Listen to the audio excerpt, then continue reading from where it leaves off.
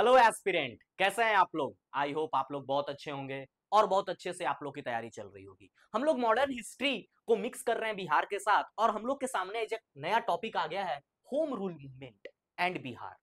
Home rule and movement और बिहार को शुरू करने से पहले इन सवालों पे नजर डालो भाई।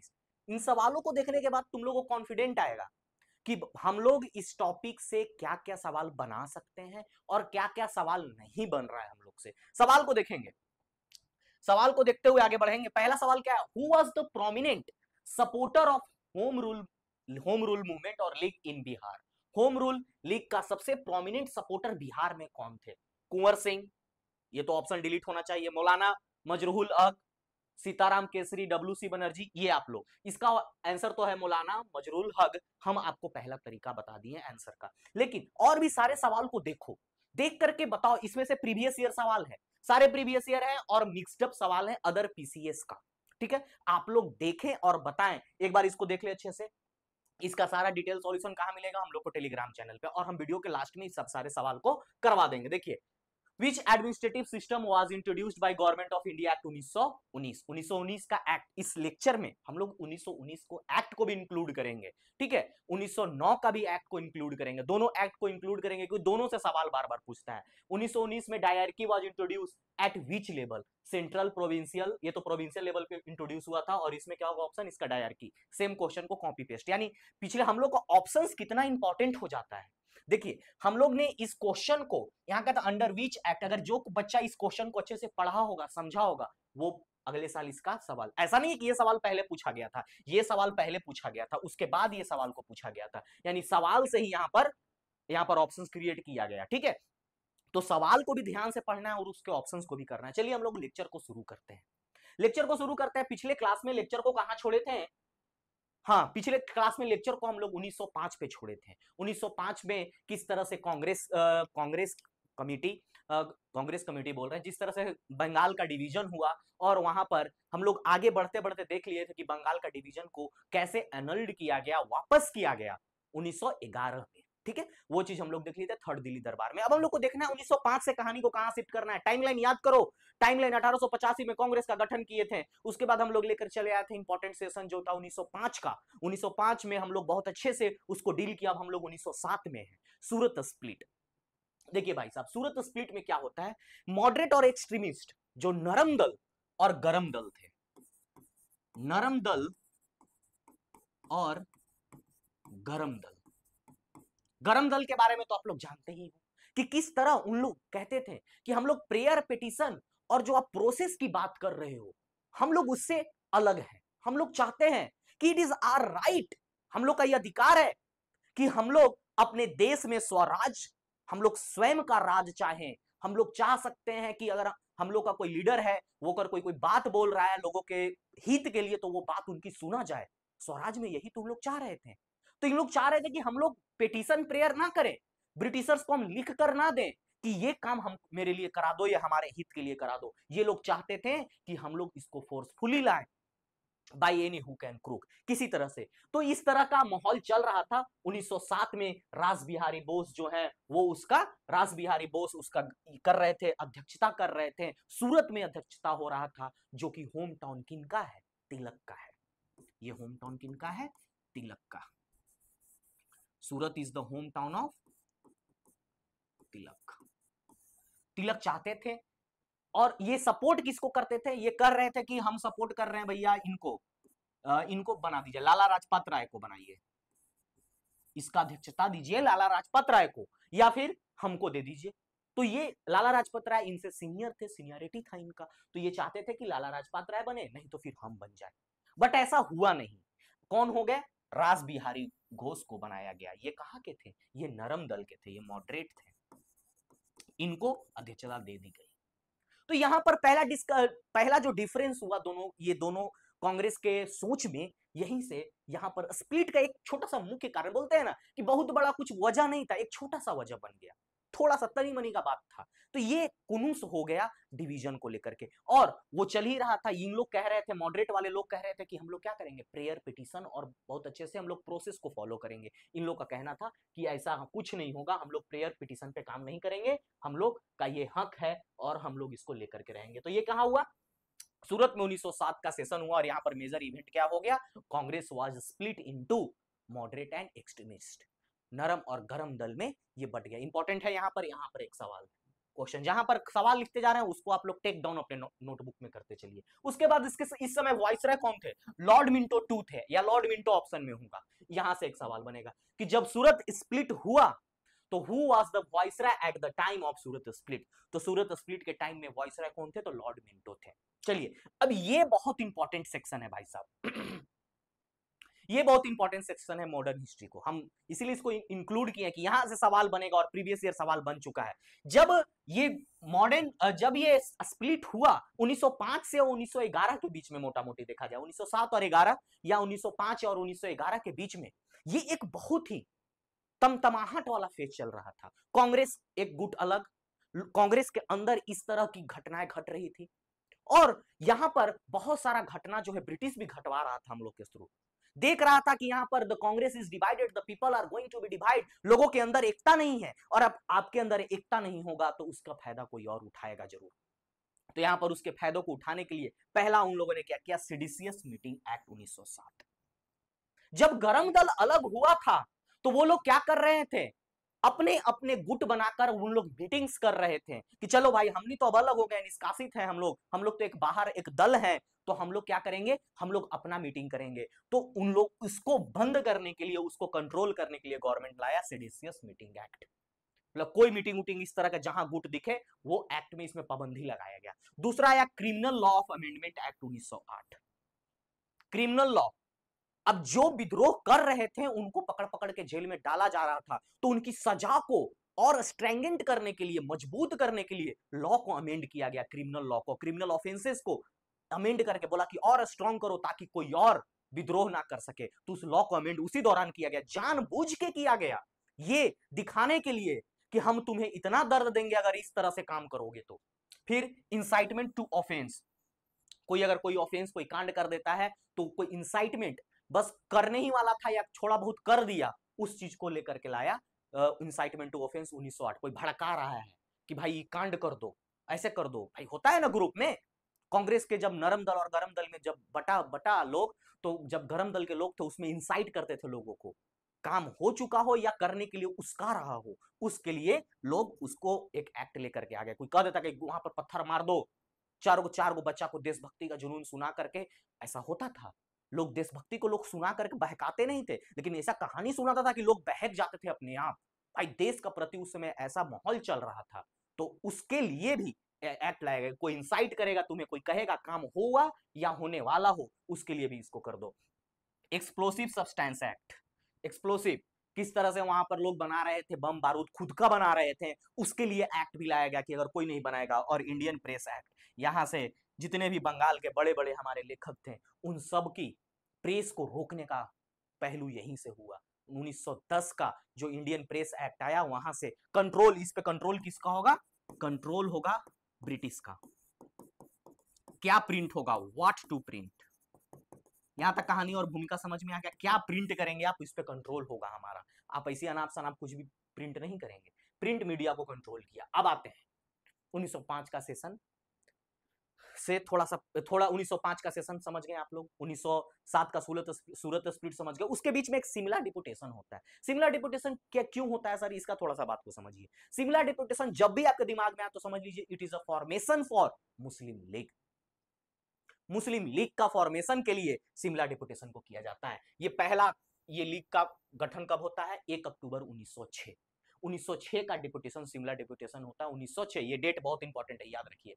कहां होता है, सिमला में होता है। इस सिमला डिपुटेशन का अगुवाई कौन कर रहे थे, आगा खान। आगा खान ये लीडर थे, यही अगुवाई कर रहे थे। और उस समय वाइसरॉय कौन थे, लॉर्ड मिंटो। जो लॉर्ड मिंटो 2 या लॉर्ड मिंटो ऑप्शन में रहेगा, यही मारेंगे आप लोग। इसका डिमांड क्या था सर, जो सिमला डिपुटेशन था उसमें ये डिमांड क्या कर रहे थे लोग, सेपरेट इलेक्ट्रोड फॉर मुस्लिम। ये डिमांड लेकर के कौन गए थे, आगा खान। आगा खान डिमांड लेकर किसके पास गए थे, तो लॉर्ड मिंटो के पास गए थे। ध्यान, कहानी कनेक्ट हो रहा है, नहीं हो रहा है तो ध्यान से आराम से आपको फिर से बताते हैं। सिमला डिपुटेशन जैसे ही सुनो समझ जाना कि ये फॉर्मेशन ऑफ मुस्लिम लीग का ये कड़ी है। Formation of Muslim League is due to Simla deputation. इसमें क्या होता, आगा खान जो लीडर थे वो डिमांड लेकर के कहां जाते हैं, लॉर्ड मिंटो के पास। लॉर्ड मिंटो वाइसराय थे, उनके पास ये डिमांड लेकर के जाते थे। एज ए रिजल्ट इसका निष्कर्ष क्या निकला, एक्सेप्टेंस ऑफ डिमांड। लेकिन डिमांड इसका एक्सेप्ट कब हुआ, तुरंत हो गया था क्या 1906 में? नहीं, demand was accepted in Morley Minto reform 1909। Morley Minto reform 1909 में सिमला डेपुटेशन का डिमांड को एक्सेप्ट किया गया and led the foundation of Muslim League December 1906। और 1906 दिसंबर में क्या हो गया, मुस्लिम लीग को कहां इसका बना, ढाका बना। क्वेश्चन है यहां से, यहां पर ध्यान देंगे, ये पहला डिपुटेशन का मीटिंग हुआ था 1 अक्टूबर 1906, लेकिन laid the foundation of Muslim League कब हुआ, दिसंबर 1906 में। 1906 में इस दिसंबर 1906 में क्या हुआ, मुस्लिम लीग का गठन हो चुका था बढ़िया से रूप से। चलिए, अब मॉर्ले मिंटो रिफॉर्म आया तो उसको इंडियन काउंसिल एक्ट के नाम से आप लोग जानते हैं, 1909 इंडियन काउंसिल एक्ट। इनके उस समय सेक्रेटरी ऑफ द स्टेट कौन थे, जॉन मॉर्ले। सब प्योर फैक्ट है, प्योर फैक्ट, इसमें कोई कहानी बैकग्राउंड नहीं है, प्योर फैक्ट है। मॉर्ले मिंटो रिफॉर्म का ये प्योर फैक्ट है। थोड़ा सा यहां पर कहानी को आप लोग को बताएंगे, ये मॉर्ले मिंटो रिफॉर्म का थोड़ा सा यहां पर बैकग्राउंड है कि ये लाया क्यों गया। पहला बात आपको याद होना चाहिए, अभी हम जस्ट बताएं आपको कि मुस्लिम लीग का फॉर्मेशन, तो ये मुस्लिम लीग का फॉर्मेशन सेपरेट इलेक्ट्रोड, जो मुस्लिम जो लोग कर रहे थे, तमाशा कर रहा था, क्या हो जाता है, सेपरेट इलेक्ट्रोड के लिए। हाँ, तो इस चीज को उन लोग को लागू करवाना था इसलिए। और दूसरा, discontent of Indian, discontent of Congress बोलो ना, डिसकंटेंट ऑफ कांग्रेस, कांग्रेस बहुत खपा था, तो कांग्रेस खपा था और सेपरेट इलेक्ट्रोड का जो डिमांड चल रहा था उसको पूरा करने के लिए मुख्यतः 1909 का रिफॉर्म, मॉर्ले मिंटो रिफॉर्म लाएगा। ये आपके लिए कोर पॉइंट हो जाता है, ठीक है। उस समय वाइसराय कौन थे, लॉर्ड मिंटो, इसलिए जो मॉर्ले मिंटो रिफॉर्म भी बोला, मॉर्ले मिंटो रिफॉर्म भी बोला जाता है। पहले secretary of state, secretary of state, यहां पर एक चीज आप लोग को बता देते हैं, secretary of state for India, for India ऐसा लिखा हुआ मिलेगा किताब में आपको, ब्रैकेट में लिखेगा इन इंग्लैंड। ये रहते इंडिया में नहीं थे, ये इंग्लैंड में रहते थे, लेकिन इनका ये किसके सेक्रेटरी ऑफ स्टेट हुआ करते थे, इंडिया का, लेकिन रहते इंग्लैंड में थे। और 1919 का एक्ट में इनका पेमेंट कहां से लागू किया गया, इंडिया से, है इंडिया के लिए लेकिन रहते इंग्लैंड में है, ठीक है। इस बात को, ये पोस्ट क्या है, इंडिया के लिए, लेकिन इसका रेसिडेंशियल कहां है, इंग्लैंड में। इसका की फीचर को ध्यान देंगे, पहला की फीचर क्या है, separate electrode for Muslim, separate electrode for Muslim, first communal division on a basis of electrode, पहला कॉम्युनल डिवीजन कर दिया गया। सेपरेट इलेक्ट्रोड दे भी दिया, और कितना दे दिया, 1/3 रिप्रेजेंटेशन, 1/3 रिप्रेजेंटेशन, 1/3 रिप्रेजेंटेशन, 1/3 रिप्रेजेंटेशन दे दिया मुस्लिम्स को।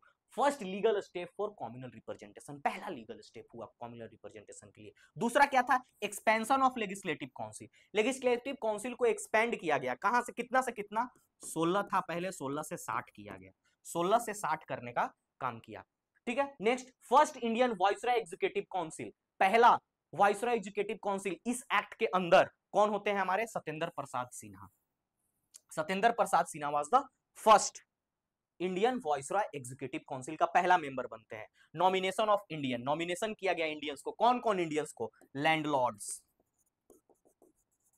जो बड़े बड़े जितने जमींदार थे उनको, प्रिंसेस,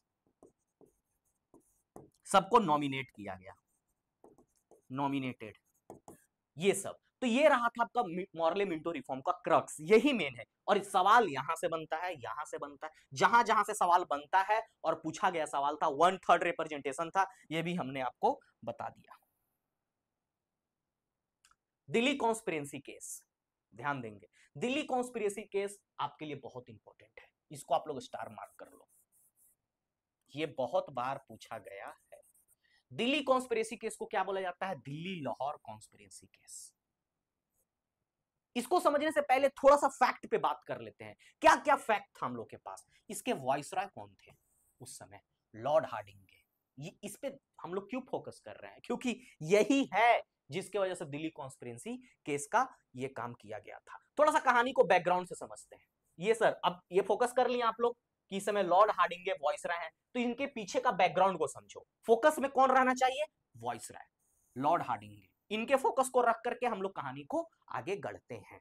याद करो 12 दिसंबर 12 दिसंबर 1911 इस दिन क्या हुआ था? 12 दिसंबर 1911 में दिल्ली, कोलकाता टू दिल्ली, कोलकाता से दिल्ली कैपिटल को शिफ्ट किया गया था दिल्ली दरबार में। और उसके बाद 23 दिसंबर 1912 ये डेट आप लोग को याद रखना है।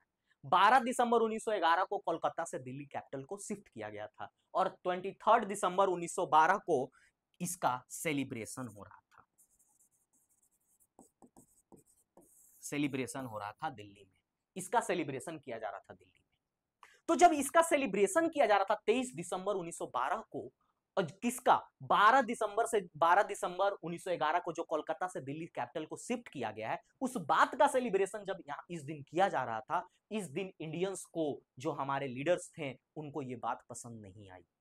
इस बात का सेलिब्रेशन हो रहा था, लेकिन बस यही नहीं था कि तुम कोलकाता से दिल्ली कैपिटल को शिफ्ट किए, इस वजह का गुस्सा है। लेकिन इसका जो सेलिब्रेशन, जो जश्न मनाया जा रहा था, ये कारण बन गया इनके ऊपर अटैक का।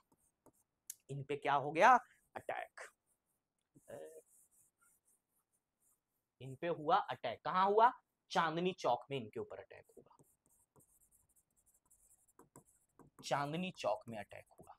इस अटैक के दौरान इन पे जब अटैक हुआ तो ही वॉज इंजर्ड और इनका बॉडीगार्ड किल हो गया।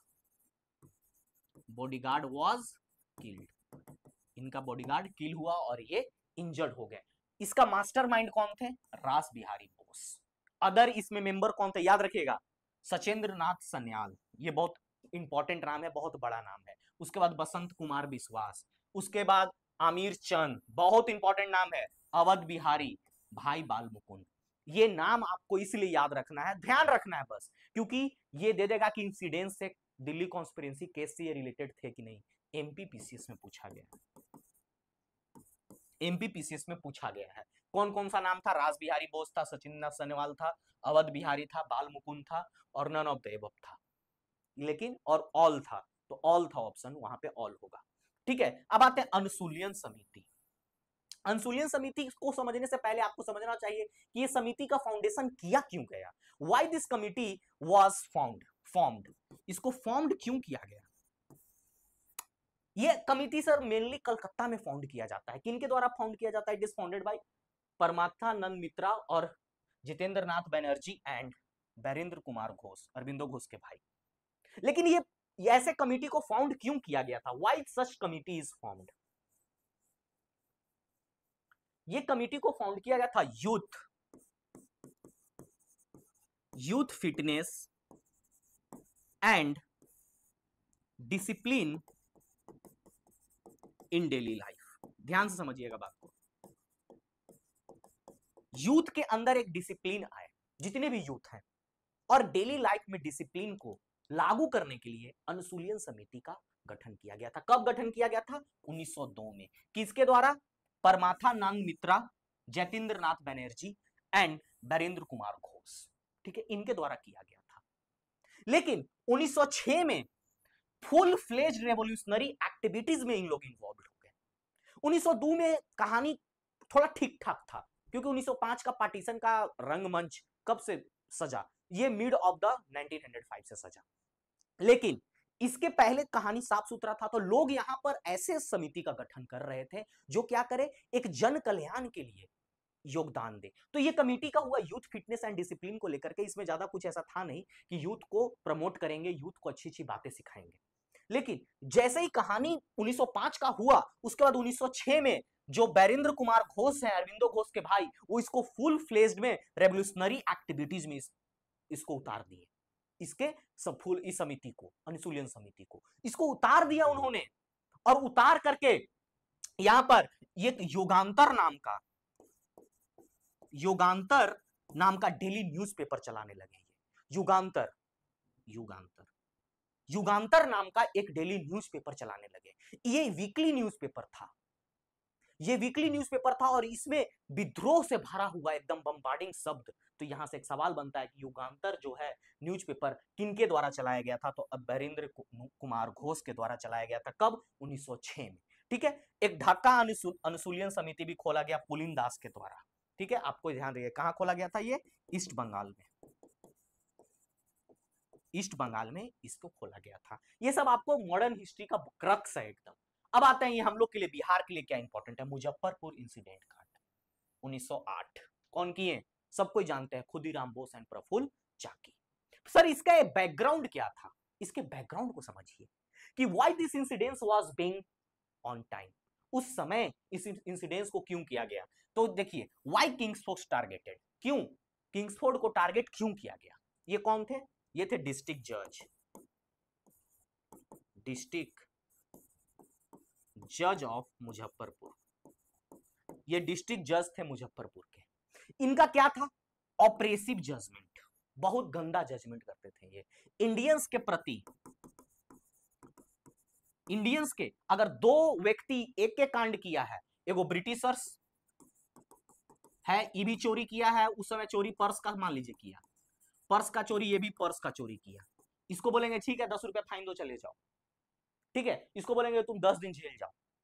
Oppressive judgement. दूसरा, बैनिंग ऑफ नेशनलिस्ट लिटरेचर। हम लोग उस समय क्या कर रहे थे? 1908 1906 का कहानी, 5 का कहानी सुनिए। जब हुआ तो हम लोग कितने सारे हम लोग स्वदेशी को अपना चुके थे।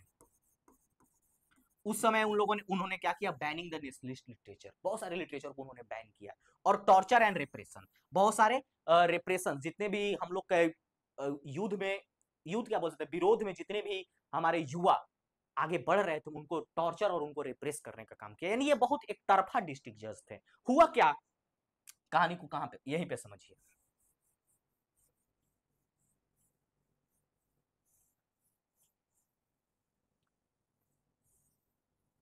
मिस कैनेडी,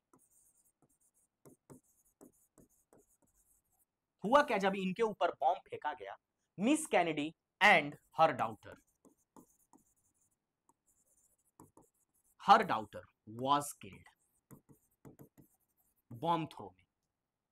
कार्टिलेज में जा रहे थे, घोड़ा पहले क्या था, घोड़ा का ये पूरा बना हुआ रहता था, आगे आगे घोड़ा खींच रहा है, इन लोग से मिस हो गया। इन लोग सोच रहे कि उसमें जजवा है, जजवा था नहीं, उनकी बीवी और उनकी बच्ची थी। मतलब दे वर सो मच असेम्ड, मतलब इन लोग को बहुत अकबकी लगने लगा, क्योंकि दे वर इनोसेंट, उन लोग का कोई गलती था ही नहीं। बम मारना था किंग्सफोर्ड पे, बम मारा गया इन लोग के ऊपर, एंड बोथ वेयर किल्ड, दोनों की जान चली गई। इससे इतना ज्यादा आहत हुआ, क्योंकि भाई हम लोग संस्कार और हम लोग निष्ठा में बहुत ही परिपूर्ण है, इसमें किसी तरह का कोई कमी नहीं है। तो इससे ज्यादा इनका प्रफुल्ल चाकी को इतना ज्यादा असर हुआ कि अपने आप को क्या किए? शूट कर लिए। बोले भाई हमसे बहुत ब्लंडर मिस्टेक हो गया, ये इन्होंने अपने आप को शूट कर लिया। लेकिन Khudiram Bose, he was fled away, वो वहां से भाग गए। भाई कितना, महज 18 साल के थे, 18 ईयर्स के थे, वो वहां से भाग गए। लेकिन इनको पकड़ लिया गया, और इनको कहां पकड़ा गया? वानी रेलवे स्टेशन, याद रखिएगा, वानी रेलवे स्टेशन के पास इनको पकड़ा गया। कब पकड़ा गया था इनको? 11 अगस्त 1908 में इनको वानी रेलवे स्टेशन के पास पकड़ लिया गया, and he was hanged on this date, पकड़ के उनको फांसी दे दिया गया। ठीक है, तो यही था हम लोग का मुजफ्फरपुर बॉम्ब ब्लास्ट का कांड। आइए नेक्स्ट, लखनऊ पैक्ट। अब हम लोग आगे बढ़ते हैं कहानी। लखनऊ पैक्ट में क्या था? बहुत, अब हम लोग को सिर्फ फैक्ट ही फैक्ट है। प्रेसिडेंट कौन थे? एसी मजूमदार, अंबिका चरण मजूमदार। एडॉप्टेड कब हुआ? ये एडॉप्टेड ऑन 29 दिसंबर 1916 बाय कांग्रेस। और इसमें लखनऊ पैक्ट में क्या होता है? 31 दिसंबर 1919 को मुस्लिम लीग साथ में आती है, यानी कांग्रेस प्लस मुस्लिम लीग एक साथ होती है, जो गुड काउज के लिए होती है। क्या? तो एग्जाम फैक्ट क्या है? Congress and Muslim league come together.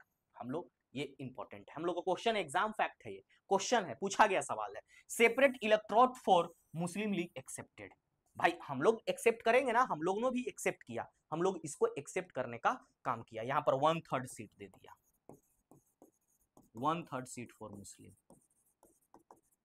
Accept कर लिए। वहां पर उन लोगों ने चर्चा किया था 1/3 सीट का, यहां पर हम लोगों ने एक्सेप्ट कर लिया। Reunion of moderate and extremist, extremist और मॉडरेट का रियूनियन हो गया। यहां पर इंपॉर्टेंट सवाल पूछा गया सवाल है और बीपीएससी में पूछा जाएगा, Sarojini Naidu called Mohammad Ali Jinnah the ambassador of Hindu Muslim unity. ये इस लाइन को याद रखिएगा, किन्होंने ये बात को कहा, सरोजनी नायडू ने कहा था, उसी समय कहा था कि first Indian women for Indian national Congress presidentship, Sarojini Naidu. इन्होंने क्या, सरोजनी नायडू से एक बार सवाल पूछ चुका है तो ये स्टेटमेंट भी पूछ सकता है, ये किन्होंने कहा, तो इन्होंने सरोजनी नायडू ने कहा था जिन्ना को, क्या कहा था, अम्बेसडर, राजदूत कहा था, किनका, हिंदू मुस्लिम का यूनिटी के लिए, क्योंकि ये जिन्ना मुस्लिम लीग को फॉरवर्ड लेकर के आए थे, नहीं तो ये बात हो नहीं पाता। ठीक है, अब आइए होम रूल मूवमेंट, ये इंपॉर्टेंट है बिहार, जिसमें क्या होता है, स्टार्टेड बाय बाल गंगाधर तिलक। थोड़ा सा बैकग्राउंड में जाते हैं, बाल गंगाधर तिलक को अप्रैल 1916 में होम रूल मूवमेंट को स्टार्ट किया गया। कहां किया गया था, लॉन्च्ड एट बेलागम, बेलागम में इसको लॉन्च किया गया था, जिसका हेडक्वार्टर कहां होता है, हेडक्वार्टर पूना में होता है। बेलागम कहां है भाई, तो ये कर्नाटका का कोई आउटर डिस्ट्रिक्ट है, जिसका कह सकते हैं हम लोग महाराष्ट्र एंड गोवा का बॉर्डर है, महाराष्ट्र और गोवा का बॉर्डर है बेलागम, वहीं पे कर्नाटका का आउटर डिस्ट्रिक्ट, ठीक है, वहां पे ये प्रेजेंट है। इनका जो होम रूल मूवमेंट है वो कहां कहां फैला हुआ था, क्वेश्चन आया हुआ है और आपसे पूछा जा सकता है। Maharashtra, Karnataka and central provinces. Central provinces में कौन कौन आते हैं भाई साहब, तो सेंट्रल प्रोविंसेस में आता है एमपी, छत्तीसगढ़ एंड महाराष्ट्र, और उसके नियर बाई ये सब। तो यहां तक पहुंचा हुआ था। महाराष्ट्र में except Bombay city, except Bombay city, ये चीज आप लोग लिख लीजिए, महाराष्ट्र में पूरे एक्सेप्ट बॉम्बे सिटी। दूसरा होम रूल मूवमेंट स्टार्ट किन्होंने किया, एनी बेसेंट ने किया। ये किया था जुलाई में, हाँ सॉरी अप्रैल में, ये किए थे सितंबर में, सितंबर 1916 में। पहला मीटिंग कहां होता है, मद्रास में होता है। ठीक है, ये कहा, ये क्या थे, आयरिश थियोसॉफिस्ट थे, आयरिश थियोसॉफिस्ट। ये क्या होते हैं, ये गुड थिंकर होते हैं, जो गुड काउज के लिए काम करते हैं, जो ये और ये क्या कहते हैं, थियोसॉफिकल सोसाइटी, थियोसॉफिकल सोसाइटी आ जाता है तो बीच बीच में बताना पड़ता है। थियोसॉफिकल सोसाइटी, थियोसॉफिकल सोसाइटी का ये मेंबर हुआ करती थी। ये कब, 1875 में थियोसॉफिकल सोसाइटी बना था। ठीक है, 1875 में बना था। इनका इनका थियोसॉफिकल सोसाइटी का मेन प्रिंसिपल्स क्या है, कोर प्रिंसिपल्स क्या होता था, ये कर्मा में बिलीव करते थे, कर्मा में, रीबर्थ में, और प्रेजेंट डे में बिलीव करते थे कि आज जो है आप वो करिए, आपके कर्मा आपको मिलेंगे। तो ये आयरिश थियोसॉफिस्ट थी। ठीक है, इनके 200 से ज्यादा ब्रांचेस हुआ करते थे, जिसमें वो पूरे इंडिया को कवर की, जिसमें बिहार भी आएगा, बिहार में भी वो आती हैं। ठीक है, 1918 में आती हैं वो, इंक्लूडिंग बॉम्बे सिटी। जो तिलक एक्सक्लूड थे वो बॉम्बे सिटी में इन्होंने क्या किया, उसको इंक्लूड किया। चलिए, Annie Besant impact made an impact of Bihar, किस तरह से उन्होंने इंपैक्ट किया।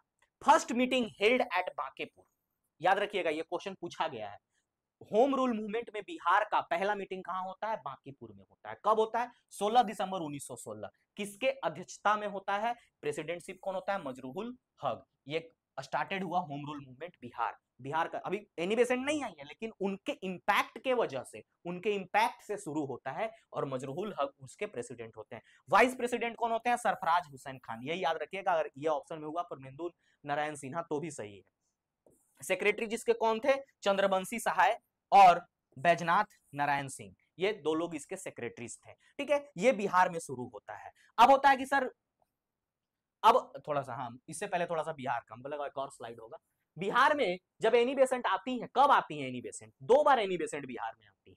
ठीक है, ये इंपॉर्टेंट सवाल हो जाता है। 2 बार, क्वेश्चन नंबर 1, 2 बार एनी बेसेंट बिहार में आती है। पहला बार आती है 18 अप्रैल 1918, और दूसरे बार वो आती हैं 25 जुलाई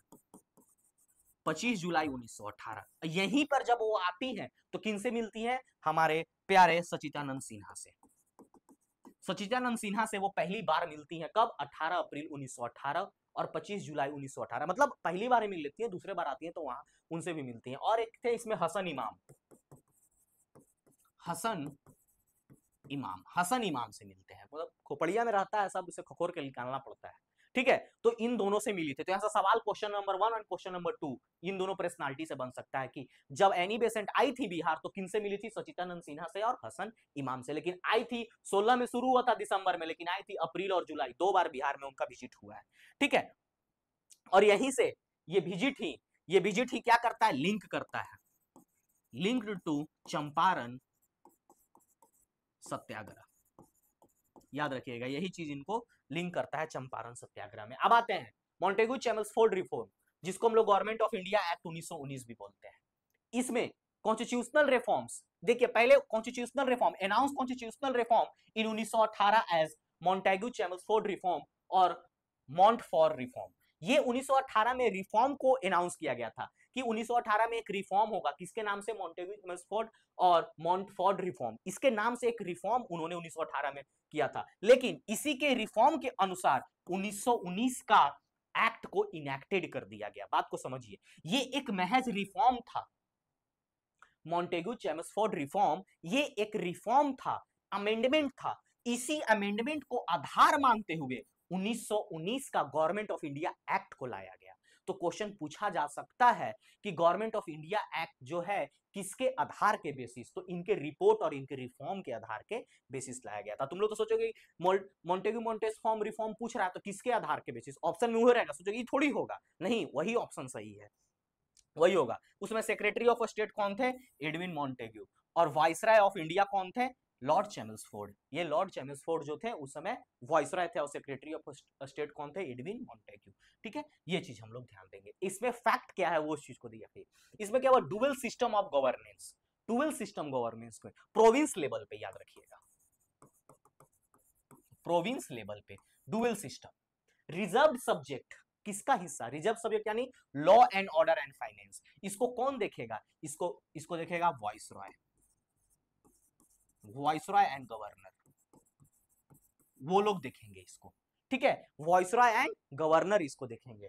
और नेक्स्ट ट्रांसफर्ड सब्जेक्ट जो जिसमें आता है एडुकेशन एंड हेल्थ, ये बहुत इंपॉर्टेंट क्वेश्चन है, बहुत बहुत बहुत बार बार बोल रहे हैं। एडुकेशन एंड स्टेट ये किसमें आता है, ट्रांसफर्ड सब्जेक्ट में। इसको कौन देखेंगे, elected member, elected executive member, ये इनके कंट्रोल में होगा। Voting right to women, first voting right to women दिया गया, और यहां पर एडुकेटेड क्लास को वोटिंग राइट दिया गया, याद रखिएगा, एडुकेटेड क्लास या हायर क्लास, हायर क्लास को वोटिंग राइट दिया गया फर्स्ट बार में। Setup of public service commission 26 में 1926 में किया गया इसी रिफॉर्म के थ्रू, ठीक है। The secretary of state for India paid out, बोले थे ना कि secretary of state for India जो रहता है लंदन में, लेकिन पे आउट किससे मिलेगा, इंडिया का फंड से, इंडिया का पैसा दिया जाएगा। तो ये खुलासा किसमें हुआ, 1919 का, इसमें 1919 का एक्ट में। कांग्रेस, कांग्रेस क्या कहती है इस एक्ट को, ध्यान दीजिएगा, कोटेशन से बीपीएससी पिछले बार से क्वेश्चन पूछना शुरू कर चुका है। डिसअपॉइंटिंग एंड अनसेटिस्फैक्टरी, ये स्टेटमेंट कौन देती है, कांग्रेस देती है। तिलक क्या कहते हैं, unworthy and disappointing, a sunless dawn, बिना सूर्य का सवेरा। एनी बेसेंट, एनी बेसेंट क्या कहती है, unworthy of England to offer and India to accept. India unworthy, England तो पगला है, ये है जो ऐसा ऑफर करता है, इंडिया भी उसी तरह का पगला है जो इसको एक्सेप्ट कर लिया, मजबूरी था एक्सेप्ट करना हम लोग का, हम लोग ने इसको एक्सेप्ट किया।